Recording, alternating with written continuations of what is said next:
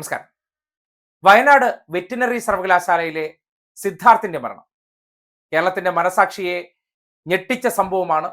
ആ സംഭവവുമായി ബന്ധപ്പെട്ട് ആരൊക്കെയാണോ ആ മരണത്തിന് പിന്നിൽ പ്രവർത്തിച്ചത് അവരെ മുഴുവൻ നിയമത്തിന്റെ മുന്നിൽ കൊണ്ടുവരണമെന്ന് തന്നെയാണ് ഈ നാടിന്റെ പൊതുവായിട്ടുള്ള ചിന്താഗതിയും സംവിധാനങ്ങൾ അതിനുവേണ്ടി ആ കുടുംബത്തോടൊപ്പം തന്നെ നിലകൊണ്ടിരുന്നത് നമ്മൾ കണ്ടതാണ്. അതിന്റെ ഏറ്റവും ഒടുവിലത്തെ പര്യവസാനം ഈ ഒരു കേസുമായി ബന്ധപ്പെട്ട് CBI അന്വേഷണമാണ് സിദ്ധാർത്ഥിന്റെ പിതാവ് മുഖ്യമന്ത്രിയെ നേരിട്ട് കണ്ട് ആവശ്യപ്പെട്ടത്. ആ ആവശ്യം ഉന്നയിച്ച് അരമണിക്കൂറിനകത്ത് CBI അന്വേഷണത്തിന്റെ ഉത്തരവ് പുറത്തിറങ്ങി. ഇന്നിപ്പോ ആ വാർത്തയ്ക്ക് ഒരു ഡെവലപ്മെന്റ്സ് ഉണ്ടായിരിക്കുകയാണ്. ആ ഡെവലപ്മെന്റ്സ് കണ്ടിട്ട് ഒരു കാര്യം പറയാൻ നിവർത്തിയില്ല. ഒരു മരണം രാഷ്ട്രീയത്തിന്റെ ചട്ടുകമായി മാറുന്നുണ്ടെങ്കിൽ അതിനെ തുറന്നു പറയേണ്ടതുണ്ട്, തുറന്ന് എതിർക്കേണ്ടതുണ്ട്. സിദ്ധാർത്ഥിന്റെ പിതാവിനുണ്ടായിരിക്കുന്ന നഷ്ടം ഒരിക്കലും നികത്താൻ പറ്റില്ല. ആ വേദന അത് ഒരിക്കലും ഒരു പിതാവിനും ഉണ്ടാകാൻ പാടില്ലാത്ത വികാരം തന്നെയാണ്.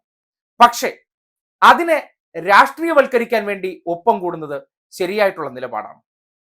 ഇന്നിപ്പോ ആ ഒരു സംഭവവികാസം അത് ഏഷ്യാനെറ്റ് രാവിലെ വാർത്തയായി കൊടുക്കുന്നു. CBI അന്വേഷണം ഏറ്റെടുക്കാത്തത് അത് തെളിവുകൾ നശിപ്പിക്കാനാണെന്നുള്ളൊരു കഥ ഈ പിതാവിനെ ഉദ്ധരിച്ചുകൊണ്ട് ഏഷ്യാനെറ്റ് ഇന്ന് റിപ്പോർട്ട് ചെയ്യുന്നുണ്ട്. അതിന് പിന്നാലെ ഇന്ന് ആ പിതാവ് തന്നെ ഏഷ്യാനെറ്റിന്റെ മുതലാളിയായിട്ടുള്ള തിരുവനന്തപുരത്ത് മത്സരിക്കുന്ന രാജീവ് ചന്ദ്രശേഖരനുമായിട്ടുള്ള കൂടിക്കാഴ്ച ഉണ്ടാക്കുകയാണ്. ഒന്ന് ആലോചിക്കൂ. രാവിലെ ഏഷ്യാനെറ്റിൽ വാർത്ത വരുന്നു, പിന്നാലെ ഏഷ്യാനെറ്റിന്റെ മുതലാളിയായിട്ടുള്ള സംഘപരിവാറിന് വേണ്ടി തിരുവനന്തപുരത്ത് മത്സരിക്കുന്ന വ്യക്തിയെ നേരിട്ട് കാണാൻ പോവുകയാണ്. നേരിട്ട് കാണാൻ പോയപ്പോൾ അദ്ദേഹത്തിന്റെ ഒരു ശരീരഭാഷ ശ്രദ്ധിക്കാനിടയായി. ആ പ്രതികരണം ഒന്ന് നോക്കിയേ. അത് എന്ത് പറയാ, ഓരോ ദിവസവും രാവിലെ എഴുതിക്കുമ്പോഴും ശരിക്കും പറഞ്ഞാൽ എനിക്ക് നല്ല വാർത്തകളല്ല പത്രത്തിൽ നിന്ന് കിട്ടിക്കൊണ്ടിരിക്കുന്നത്. വളരെ വളരെ സങ്കടമായിട്ടുള്ള വാർത്തകളാണ് ഡെയിലി കിട്ടിക്കൊണ്ടിരിക്കുന്നത് ഈ കേസിനെ കുറിച്ചിട്ട്. അപ്പോൾ അങ്ങനെ പോയി കഴിഞ്ഞാൽ ഞാൻ ഭയപ്പെടുന്നു, ശരിക്കും പറഞ്ഞാൽ ഭയപ്പെടുന്നു. ഇത് അട്ടിമറിച്ച് പോകും, ഉറപ്പായിട്ട് അട്ടിമറിച്ച് പോകും. അതുകൊണ്ട് ഇന്ന് ആ സസ്പെൻഷൻ്റെ കാര്യവും പിന്നെ അതിൻ്റെ കേസിൻ്റെ ബാക്കി കാര്യങ്ങളും അതിനെക്കുറിച്ചൊക്കെ സംസാരിക്കണം. അതിനെക്കുറിച്ച് അല്ലെങ്കിൽ എൻ്റെ ആവലാതി പറയണം. അതുകൊണ്ടാണ് ശരിക്കും എനിക്ക് വേറെ ഒന്ന് രണ്ട് കാര്യങ്ങളുണ്ട് ഞാൻ ഇങ്ങോട്ട് വന്നതിൽ. എനിക്ക് രാജീവ് സാറിനെ അത് കണ്ട് എൻ്റെ വിഷമങ്ങൾ പുള്ളിയെടുത്ത് പറയാം. ഞാൻ എല്ലാവരും എന്നെ സഹായിക്കുന്നുണ്ട്, ശരിയാണ്. ഞാൻ മുരളീധര സാറിനെ കണ്ടു, പുള്ളിയുടെ ഭാഗത്തുനിന്നും വളരെ പോസിറ്റീവായിട്ടുള്ള ഒരു സഹകരണം എനിക്കുണ്ടാകുന്നു, വളരെ പോസിറ്റീവായിട്ടുള്ള. കണ്ടില്ലേ ആ ശരീരഭാഷ കണ്ടിട്ട് നിങ്ങൾക്ക് എന്തെങ്കിലും അസ്വാഭാവികത തോന്നിയോ? അത് തോന്നണമെന്നുണ്ടെങ്കിൽ മറ്റുള്ളതുമായി നമ്മൾ തുലനം ചെയ്തു നോക്കണം.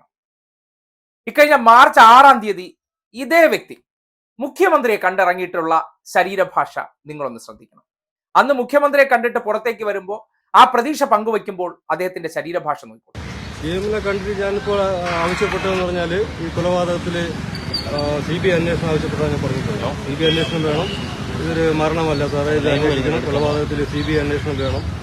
പുള്ളി ചോദിച്ചാൽ എന്തുകൊണ്ടാണ് സംശയം? ഞാൻ പറഞ്ഞു കഴിഞ്ഞാൽ ഒരുപാട് സംശയങ്ങളുണ്ട്, ഒരുപാട് തെളിവുകളുണ്ട്. പോസ്റ്റ്മോർട്ടം റിപ്പോർട്ട് സാറൊന്ന് വായിച്ചു നോക്കിയാൽ അറിയാം എന്തുമാത്രം ബ്രൂട്ടലായിട്ട് ചെയ്തേക്കുന്നത്. എനിക്കറിയാവുന്ന കുറച്ച് ഡോക്ടേഴ്സുണ്ട്, എൻ്റെ സുഹൃത്തുക്കളായ ഡോക്ടേഴ്സുണ്ട്. അവരോട് ഞാൻ പോസ്റ്റ്മോർട്ടം റിപ്പോർട്ട് കാണിച്ചു. അവരും പറഞ്ഞത് ഇങ്ങനെ എഴുന്നേറ്റ് നിൽക്കാൻ പോലും കഴിയാത്ത ഒരു മനുഷ്യന് എങ്ങനെ തൂങ്ങിച്ചാവാൻ പറ്റുന്നതെന്ന് അവരോട് എന്നോട് ചോദിച്ചു. ഈ മരണം സംഭവിച്ച സന്ദർഭത്തിൽ തന്നെ ഒരു തവണ അദ്ദേഹം മാധ്യമങ്ങൾക്ക് മുന്നിൽ വന്നപ്പോഴുള്ള മറ്റൊരു ശരീരഭാഷ കൂടി നിങ്ങൾ ശ്രദ്ധിച്ചു. കൊലക്കുറ്റ ഇതുവരെയ്ക്കും ആടിയിട്ടില്ല. അതെനിക്കറിയില്ല എന്തുകൊണ്ടാണ് കൊലക്കുറ്റ ആടിയത്. ഇത്രയും പേരിൽ കൊലക്കുറ്റ കൃത്യമായിട്ട് ആടിയതേ പറ്റും. ഇതുകൊണ്ടൊന്നും നിൽക്കില്ല, ഇതുകൊണ്ട് നിർത്താൻ പറ്റില്ല. കണ്ടില്ലേ? ഇനി ഒരിക്കൽ കൂടി നിങ്ങൾ ഇന്നത്തെ രാജീവ് ചന്ദ്രശേഖരനുമായിട്ട് നിൽക്കുന്ന ആ ദൃശ്യത്തിലെ അദ്ദേഹത്തിന്റെ ശരീരഭാഷയിലെയും ഒപ്പം മൈക്കുകൾക്ക് മുന്നിൽ പ്രതികരിക്കുമ്പോൾ അതിലുണ്ടായിരിക്കുന്ന ഒരു വ്യതിചലനം ശ്രദ്ധിച്ചേ. അത് എന്ത് പറയാ, ഓരോ ദിവസവും രാവിലെ എഴുതിക്കുമ്പോഴും ശരിക്കും പറഞ്ഞാൽ എനിക്ക് നല്ല വാർത്തകളല്ല പത്രത്തിൽ നിന്ന് കിട്ടിക്കൊണ്ടിരിക്കുന്നത്. വളരെ വളരെ സങ്കടമായിട്ടുള്ള വാർത്തകളാണ് ഡെയിലി കിട്ടിക്കൊണ്ടിരിക്കുന്നത് ഈ കേസിനെ കുറിച്ചിട്ട്. അപ്പോൾ അങ്ങനെ പോയി കഴിഞ്ഞാൽ ഞാൻ ഭയപ്പെടുന്നു, ശരിക്കും പറഞ്ഞാൽ ഭയപ്പെടുന്നു. ഇത് അട്ടിമറിച്ച് പോകും, ഉറപ്പായിട്ട് അട്ടിമറിച്ച് പോകും. അതുകൊണ്ട് ഇന്ന് ആ സസ്പെൻഷൻ്റെ കാര്യവും പിന്നെ അതിൻ്റെ കേസിൻ്റെ ബാക്കി കാര്യങ്ങളും അതിനെക്കുറിച്ചൊക്കെ സംസാരിക്കണം. അതിനെക്കുറിച്ച് അല്ലെങ്കിൽ എൻ്റെ ആവലാതി പറയണം. അതുകൊണ്ടാണ് ശരിക്കും എനിക്ക് വേറെ ഒന്ന് രണ്ട് കാര്യങ്ങളുണ്ട് ഞാൻ ഇങ്ങോട്ട് വന്നതിൽ. എനിക്ക് രാജീവ് സാറിനെ അത് കണ്ട് എൻ്റെ വിഷമങ്ങൾ പുള്ളിയെടുത്ത് പറയാം. ഞാൻ എല്ലാവരും എന്നെ സഹായിക്കുന്നുണ്ട്, ശരിയാണ്. ഞാൻ മുരളീധര സാറിനെ കണ്ടു, പുള്ളിയുടെ ഭാഗത്തുനിന്നും വളരെ പോസിറ്റീവായിട്ടുള്ള ഒരു സഹകരണം എനിക്കുണ്ടാകുന്നു, വളരെ പോസിറ്റീവായിട്ടുള്ള. വല്ലാത്തൊരു പരിഭ്രമം പോലെ അദ്ദേഹം പറയുന്ന കാര്യത്തിൽ ശ്രദ്ധ പതിക്കാൻ പറ്റുന്നില്ല. നോട്ടങ്ങൾ ആ പറയുന്ന കാര്യങ്ങളിലേക്ക് കൃത്യമായി അദ്ദേഹത്തിന് എന്തോ ഒരു മറച്ചു പിടിക്കാനുള്ളത് പോലെ, അല്ലെങ്കിൽ താൻ ചെയ്യുന്നത് എന്തോ കൃത്രിമമായിട്ട് ഫീൽ ചെയ്യും പോലെ ആ ശരീരഭാഷ സംസാരിക്കുന്നുണ്ട്. എന്തുകൊണ്ട്? അവിടെയാണ് മകന്റെ മരണത്തെ രാഷ്ട്രീയവൽക്കരിക്കാൻ, തെരഞ്ഞെടുപ്പിന് ആയുധമാക്കാൻ സംഘപരിവാർ വിരിച്ചിരിക്കുന്ന വലയിലേക്ക് അദ്ദേഹം ചാടി അതിനൊപ്പം നിന്ന് ഒരു നെറികെട്ട പ്രവർത്തനം നടത്തുന്നു എന്ന് പറയേണ്ടി വരികയാണ്. CBI അന്വേഷണം ആവശ്യപ്പെട്ടത് ഒരിക്കലും തടഞ്ഞു വെച്ചിട്ടില്ല. അരമണിക്കൂറിനകത്ത് CBI അന്വേഷണം വേണമെന്നുള്ള ആവശ്യം അംഗീകരിച്ചുകൊണ്ട് ആ ഫയൽ CBIക്ക് പ്രപ്പോസ് ചെയ്യേണ്ടത്. ഇനി അത് ആരാണ് ഏറ്റെടുക്കേണ്ടത്? CBI ആണ് ആ കേസ് ഏറ്റെടുക്കേണ്ടത്. എന്തുകൊണ്ട് CBI വരാൻ വൈകുന്നു എന്നുള്ള ചോദ്യമല്ല. CBI വരാൻ വൈകുന്നതോ അല്ലെങ്കിൽ CBI അന്വേഷണം തുടങ്ങാത്തതിന്റെ ഉത്തരവാദിത്തം പിണറായി വിജയനും ഈ സർക്കാരിനുമാണ്.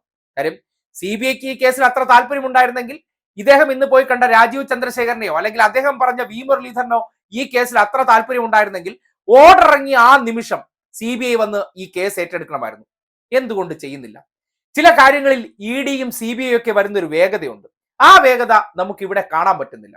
കാര്യം അങ്ങനെ വന്നു കഴിഞ്ഞ് ഈ കേസിന്റെ അന്വേഷണം കൃത്യമായി നടന്നു കഴിഞ്ഞാൽ, അതായത് ആരെയും രക്ഷിക്കേണ്ട, ഈ കേസുമായി ബന്ധപ്പെട്ട് എന്തൊക്കെ പ്രശ്നം ആ പിതാവിനുണ്ടോ അതെല്ലാം അന്വേഷിക്കട്ടെ. അത് അദ്ദേഹത്തിന് താല്പര്യമുള്ള ഏജൻസി കേന്ദ്ര അന്വേഷണ ഏജൻസി ആയിട്ടുള്ള CBI ആണെങ്കിൽ CBIക്ക് തന്നെ വിടാമെന്നുള്ള കൃത്യമായ തീരുമാനമെടുത്തവർക്കാണോ ആ വിഷയത്തിൽ പിതാവിനൊപ്പം നിന്നത്?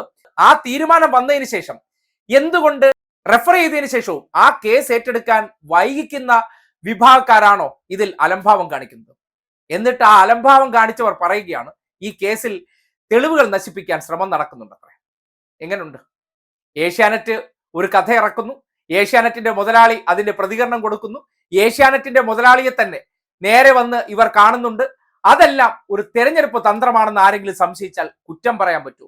ഒപ്പം നിങ്ങൾ ഇന്ന് നടത്തിയ പ്രതികരണത്തിൽ നിങ്ങളുടെ ബോഡി ലാംഗ്വേജിലുണ്ട് എന്തൊക്കെയോ ചിലത് കൃത്രിമമായി നിങ്ങളെ കൊണ്ട് ചെയ്യിക്കുന്നതാണെന്ന്.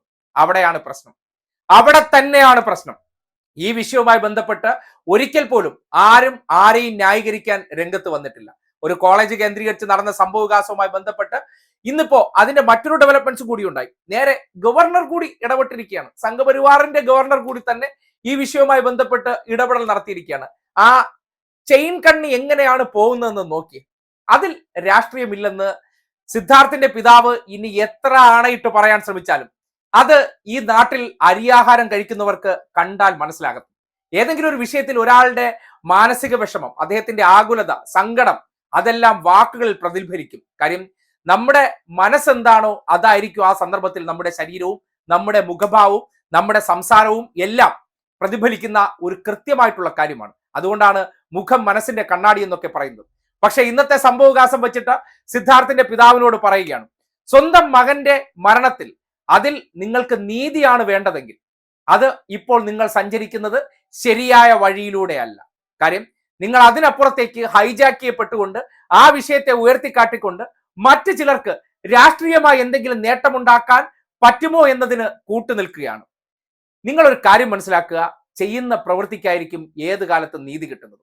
ഈ പ്രവൃത്തിയൊക്കെ ചെയ്തതിന് ശേഷം ചിലർ കാര്യം കാണാൻ നിങ്ങളെ വന്ന് ചാക്കിട്ട് പിടിച്ചുകൊണ്ട് പോയതിനു ശേഷം ഏറ്റവും ഒടുവിൽ നിങ്ങളെ കൊണ്ടൊരു ഗുണവും ഉണ്ടായെന്ന് കണ്ടില്ലെങ്കിൽ അതിനെ നമ്മുടെ നാട്ടിൽ ഈ മുരിങ്ങക്കോൽ എന്ന് പറയുന്ന സംഭവമുണ്ട്, കറിയിലൊക്കെ ഇടുന്ന, അല്ലെങ്കിൽ കറിവേപ്പില പോലുള്ള സംഭവമുണ്ട്. ആ ആവശ്യം കഴിയുമ്പോൾ എടുത്ത് പുറത്ത് കളയുന്ന അവസരം ഉണ്ടാകും. ഈ പറഞ്ഞ വീഡിയോ ഇവിടെ തന്നെ കാണും. നിങ്ങൾക്ക് എപ്പോഴെങ്കിലും ഇത് കാണുന്നുണ്ടെങ്കിൽ മറുപടിയും പറയാം. പക്ഷേ ഇത് കുറച്ചു കാലം കഴിയുമ്പോൾ ഇതിന്റെ വസ്തുത പുറത്തു വരുമ്പോൾ ഞാൻ ആധികാരികമായി 100% ബോധ്യപ്പെട്ടതിന്റെ അടിസ്ഥാനത്തിൽ ഒരു മനുഷ്യന്റെ സാമാന്യമായി സംസാരിച്ച കാര്യമാണ്. 100% വിശ്വസിക്കുന്നു. ഇതിന്റെ ഇടയിൽ ഒരു രാഷ്ട്രീയ നെറുകെട്ട കളി നടന്നിട്ടുണ്ടെന്ന് ഉറച്ചു തന്നെ വിശ്വസിക്കുന്നുണ്ട്. മകന്റെ ജീവൻ നഷ്ടപ്പെട്ടതിൽ നീതിക്ക് വേണ്ടി ഏതെങ്കിലും ഒരു വ്യക്തിയുടെ രാഷ്ട്രീയ ചട്ടുകമായി മാറിയാൽ അതിനോട് ചിലപ്പോൾ കാലം നിങ്ങളോട് പുറത്തുനിന്ന് വരില്ല എന്ന് മാത്രമേ പറയാനുള്ളൂ.